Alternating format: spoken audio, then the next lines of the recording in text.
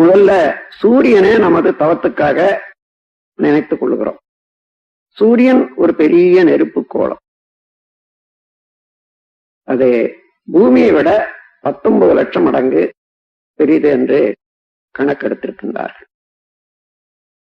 Orange நிறமான கதிர்களை வீசிக்கொண்டு 25 நாட்களுக்கு ஒரு சுற்றும் தன்னைத்தானே முடித்துக் கொண்டு இயங்குவது சூரியன்.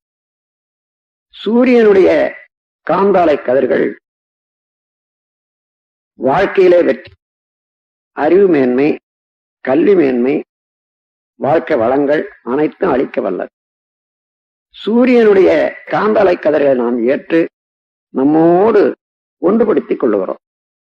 எப்பொழுதுமே சூரியனுடைய காந்தாலை கதிர்கள் நமக்கு நன்மையே செய்து கொண்டிருக்குமாக சூரியன் மீது மனம் செலுத்தி தவம் இயற்றுகிறோம்.